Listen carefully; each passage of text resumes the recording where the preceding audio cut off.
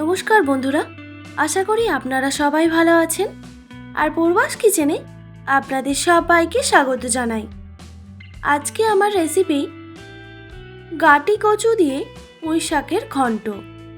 আশা করি আজকের রেসিপি আপনাদের ভালো লাগবে। তো চলুন দেখে নেওয়া যাক আজকের এই রেসিপিটি। গাটি কচুর রেসিপি বানানোর জন্য আমি কচুগুলোকে এইভাবে কেটে নিয়েছি। আর আমাদের লাগছে মূলো। আমি এখানে একটা মিডিয়াম সাইজের মূলো একইভাবে কেটে নিয়েছি। আর লাগছে পুঁই শাকের ডাঁটা। ডাঁটার মাঝ বরাবর এইভাবে কেটে দিতে হবে তাহলে। আর আমি পুঁই শাকের পাতাও নিয়ে নিয়েছি। পাতাগুলোকে কেটে নিয়ে পরিষ্কার করে ধুয়ে নিয়েছি। এরপর একটা কড়াইতে দিয়ে দিচ্ছি 2 টেবিল চামচ সর্ষের তেল। তেলটা যখন গরম হয়ে আসবে এখানে কচু, মূলো আর পুঁই শাকের ডাঁটা একসঙ্গেই আমি দিয়ে দিচ্ছি।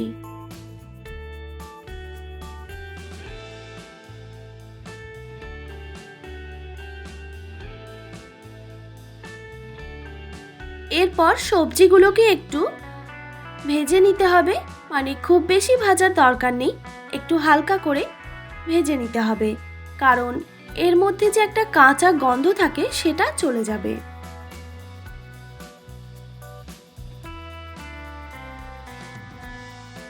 কয়েক সেকেন্ড আমি নাড়াচাড়া করে নিয়েছি। এরপর দিয়ে দিচ্ছি স্বাদ মতো নুন,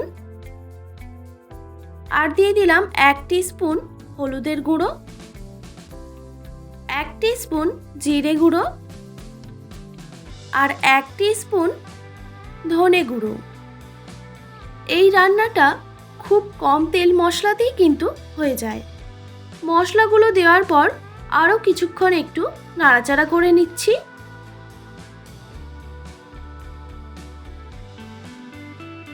আরও কয়েক সেকেন্ড আমি নাড়াচাড়া করে নিয়েছি।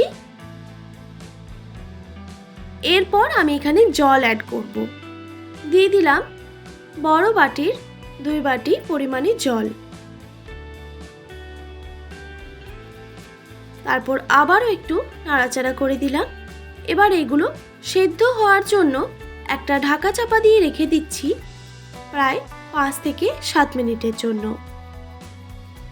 5 থেকে 7 মিনিট পর আমি ঢাকনাটা সরিয়ে নিলাম। আর এই সময় আমি গ্যাসের ফ্লেমটা মিডিয়ামে রেখেছিলাম। দেখুন কচু আর ডাঁটা সুন্দরভাবে সেদ্ধ হয়ে গেছে। এরপর দিয়ে দিচ্ছি পুঁই শাকের পাতা। তারপর আবারও নাড়াচাড়া করে দিতে হবে।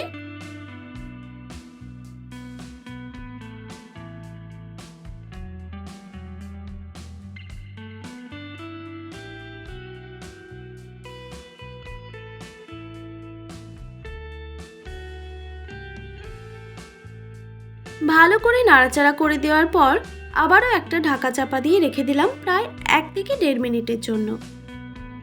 1 থেকে 1.5 মিনিট পর আমি ঢাকনাটা সরিয়ে নিলাম। এবার এইগুলো আমি একটা পাত্রে ঢেলে নেব। তারপর ওই কড়াইটাই আবার পরিষ্কার করে ধুয়ে আমি বসিয়ে দিয়েছি। দিয়ে দিলাম 2 টেবিল চামচ সর্ষের তেল। তেলটাকে একটু কড়ার চারপাশে ছড়িয়ে দিতে হবে। আমি এখানে মাছের তেল ইউজ করছি। আপনারা চাইলে কিন্তু এটা স্কিপও করে দিতে পারেন, কিন্তু মাছের তেল দিলে এই রান্নাতে খেতে আরও বেশি ভালো লাগে। আর মাছের তেলটা আমি পরিষ্কার করে ধুয়ে নিয়ে আগে থেকে নুন হলুদ মাখিয়ে রেখেছিলাম, সেটা এখানে ভেজে নিতে হবে। তবে মাছের তেল ভাজার সময় খুব ফাটে, সেই জন্য গ্যাসের ফ্লেমটা লোতে রেখে ভেজে নেবেন, নয়তো একটা ঢাকা চাপা দিয়ে এইভাবে গ্যাসের ফ্লেমটা হাইতে রেখে ভেজে নেবেন। আমি একটা ঢাকা চাপা দিয়ে ভেজে নিয়েছি। দেখুন মাছের তেল খুব সুন্দর করে ভাজা হয়ে গেছে। এবার এইগুলো এক সাইডে করে দিয়ে এর মধ্যে দিয়ে দিচ্ছি একটা তেজপাতা আর একটা শুকনো লঙ্কা।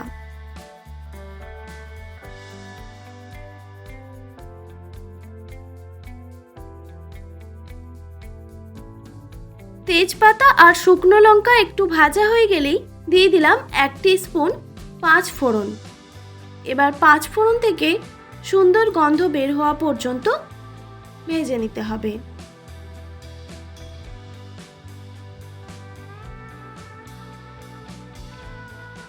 ফোড়নটা যখন ভাজা হয়ে যাবে, সেদ্ধ করে রাখা পুঁই ডাঁটা, কচু, মূলো একসঙ্গে আমি দিয়ে দিলাম। তারপর সাথে সাথে একটা ঢাকা চাপা দিয়ে রেখে দিলাম প্রায় 1 থেকে 1.5 মিনিটের জন্য।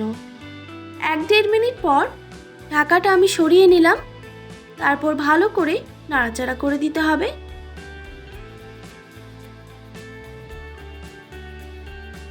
যেহেতু এই সবজিগুলো সব সুসেদ্ধ হয়ে গেছে, সেই জন্য আর ঢাকা চাপা দেওয়ার কোনো দরকার নেই।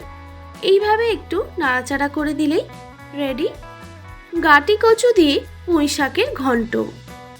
আশা করি আজকের রেসিপি আপনাদের ভালো লেগেছে। আর ভালো লেগে থাকলে অবশ্যই একটি like, comment, share and subscribe করে আমার পাশে থাকার অনুরোধ রইল। আর পাশে থাকা বেল আইকনটিও প্রেস করে দেবেন, তাহলে নিত্য নতুন রান্নার ভিডিওগুলি আপনাদের কাছে পৌঁছবে। ভালো থাকবেন, সুস্থ থাকবেন। দেখা হচ্ছে নতুন কোনো রেসিপি নিয়ে।